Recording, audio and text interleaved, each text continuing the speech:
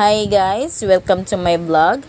So, for today's video naman, isi-share ko naman sa inyo kung paano mag-file ng death benefit sa pag-ibig. Pero bago yan guys, kung kayo ay bago sa aking vlog, please consider to subscribe para updated kayo lagi sa mga videos ko. So, ngayon guys, isi-share ko muna sa inyo saglit ang mga dapat ninyong malaman about sa pag-ibig. Ayan. So, ano nga ba ang Pag-ibig Fund?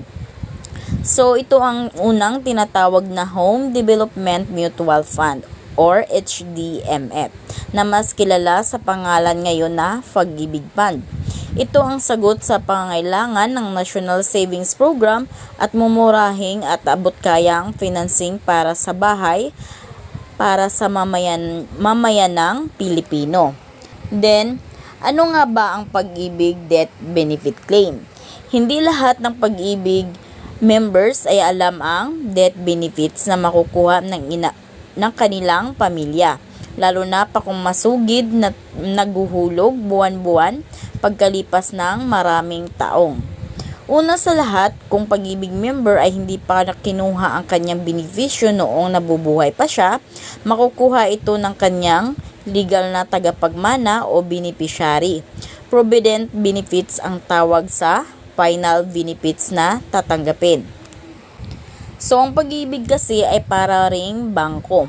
Basta't patuloy ang paghuhulog, voluntary man o sa pamamagitan ng automatic na pagkaltas ng employer sa sweldo ng miyembro, naiipon ang hulog na ito na pwedeng kunin anumang oras. Kahit sa oras ng pagpanaw, kaya mahalagang ipaalam sa asawa at mga anak o sa mga magulang ang updated status ng iyong pag-ibig contribution.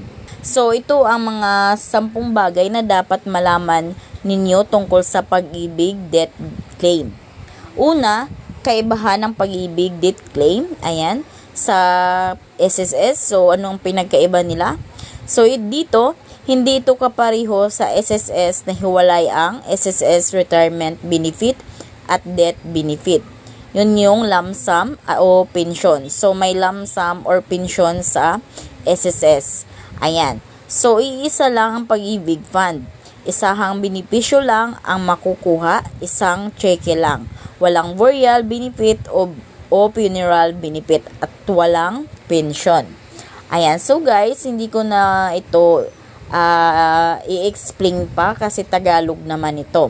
Then number 2 naman, total accumulated values. So, ang TAV o total accumulated values ang tawag sa total amount na tatanggapin ng mga beneficiaries. Kapag ang member tatanggap ng provident benefits, ang TAV niya is total savings o contributions plus total dividends.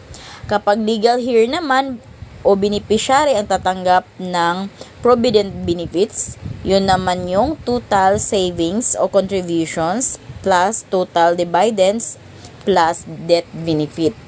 Ayan. So, yun yung pinagkaiba kapag ang member ang tatanggap ng provident benefits kesa beneficiary.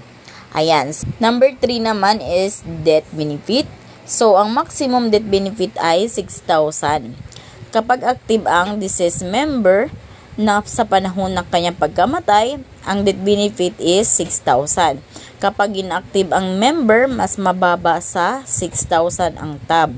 At ang death benefit ay kasing halaga ng TAV. At kapag inactive ang member at 6,000 o higit pa ang kanyang TAV, ang death benefit naman niya ay 6,000. Ayan. Number 4 naman, nagamit na ang provident benefits. So, kung nakuha ng Pag-ibig member ang provident benefits or pension niya noong siya ay nabubuhay pa, wala nang makukuha ang pamilya niya.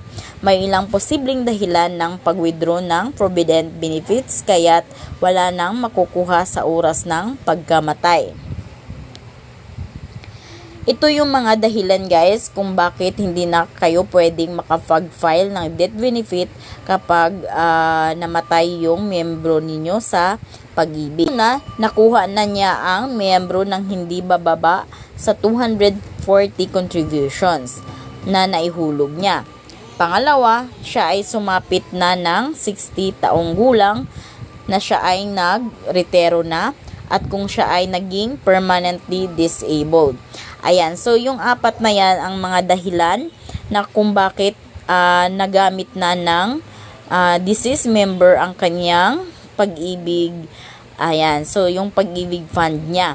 So kung nagamit na niya yung pag-ibig fund niya, hindi na kayo pwedeng makapag-claim ng benefit claim. Ayan. So, dahil dito nakalagay, dahil nakuha na ng pag-ibig member ang kanyang savings at dividends mula sa pag-ibig noong siya ay nabubuhay pa. So, kung bago siya namatay, nakapag-pension na siya or naging permanently disabled na siya, so ibig sabihin, hindi na kayo pwedeng pumunta sa pag-ibig para mag-claim ng death benefit. Number 5 naman is existing pag-ibig loan. So, ito naman pag may pag-ibig loan yung namatay. So, gayon din kung may utang ang deceased member. Ibabawas muna ng pag-ibig ang halaga ng balanse ng utang na suma total ng naging contribution niya, at kung may sobra pa, iyon lamang ang makukuha ng kanyang mga naiiwan. Number 6 naman, tagapagmana ng isang pag-ibig member.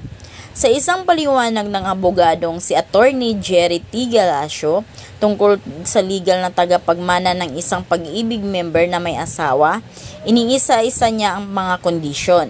So, ito yung mga kondisyon. So, kung may asawa at anak ang mga namatay, ang asawa at anak ang legal na tagapagmana. Ayan. Kung mayroong illegitimate children ang miyembro pumanaw na, legal din silang tagapagmana. At kung walang anak, legitimate o illegitimate, ang asawa at ang mga magulang ng namatay ang legal na tagapagmana. Kalahati o 50% ang makukuha ng asawa at 50% din sa mga magulang. Ayan. Then kung walang mga anak at wala ring magulang ang asawa at mga kapatid ng namatay ng legal na tagapagmana, kalahati o 50% sa asawa at kalahati pa at paghahatian ng kung ilan man ang kapatid ng namatay. Ayan. Then, number 7 naman, kung ang namatay na pag-ibig member ay single o walang asawa, ayan, ang mga magulang niya ang legal na tagapagmana. Pantay-pantay ang hatian ng nanay at tatay. Kung isa lang ang nabubuhay na magulang, sa kanya lahat mapupunta ang mana. Kung single pero may anak, 50% ang mana ng anak at 50% pa din ang mapupunta sa mga magulang ng namatay na miyembro. At kung walang anak, apo o magulang, at tanging mga kapatid lang ang naiwan, sila ang magmamana at hahatiin ang halaga ng benepisyo sa lahat ng kapatid. Ayan. Then, pangwalo naman, pag-ibig death claim benefits requirements naman. So, ito na yung i-prepare ninyong mga requirements kung ano yung mga applicable sa inyo. So, yun lang yung kukunin ninyo. May mga dokumentong kailangan para makakuha ng pag-ibig death benefit o provident claim. So guys, wag niyo kunin lahat ng mga requirements dito. So kung ano lang yung applicable sa inyo, so yun lang yung kukunin o i-prepare ninyo. So una, nasagutang application for provident benefits claim. So pag-ibig form ito, pwede nyo din ito ma-download sa online. At pwede kayong humingi din sa mismong pag-ibig branch ng form na ito. Pangalawa, death certificate ng deceased member, pag-ibig member. Ayan, so ulit, death certificate ng deceased pag-ibig member mula sa PSA o dating NSO. Ayan. Kung sa ibang bansa namatay naman, ang certificate of death mula sa bansa kung saan namatay ay dapat na may tatak ng Philippine Consulate General o Philippine Embassy.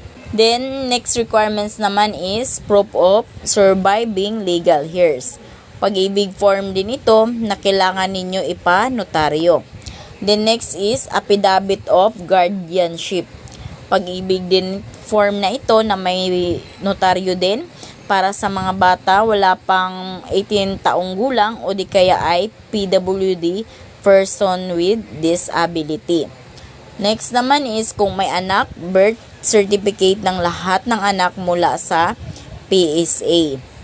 Kung may asawa, marriage certificate at advisory on marriage mula sa PSA. Ayan.